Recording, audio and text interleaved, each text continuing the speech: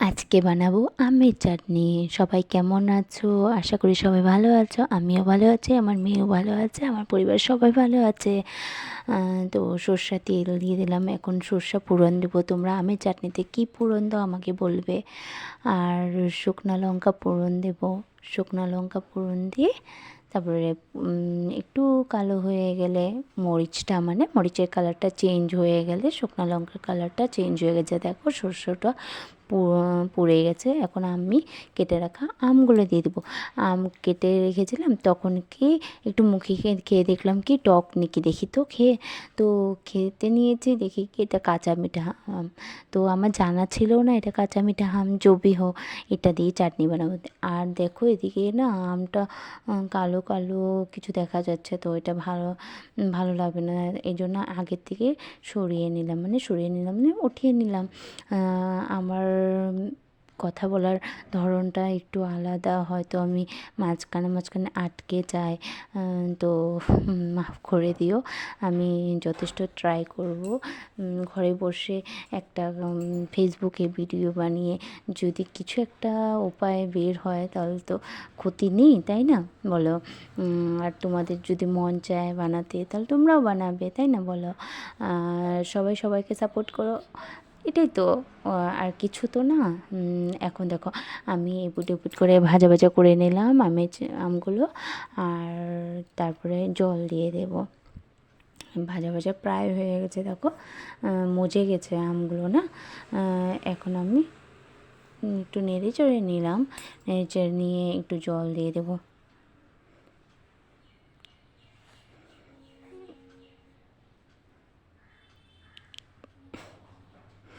জল দিয়ে দিলাম, জল দিয়ে এখন আমগুলো সিদ্ধ করে নেব।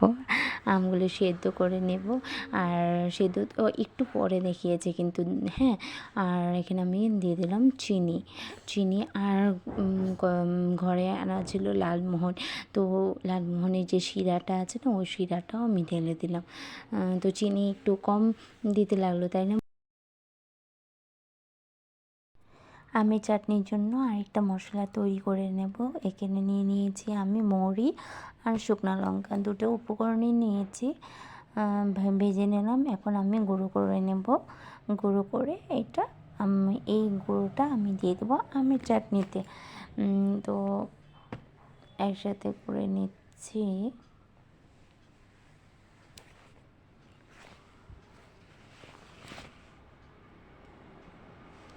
গুঁড়ো করে নিচ্ছি, গুঁড়ো করে এখন আমি দিয়ে দেবো 1 চামচের থেকে একটু কম দিয়ে নেব। এই গুঁড়োটা দিলে সত্যি আমের চাটনি বা যে কোনো চাটনি, আমের চাটনি বলো, টমেটো চাটনি বলো, সব যে কোনো চাটনির মধ্যে তুমি দিতে পারো। কেউ কেউ তো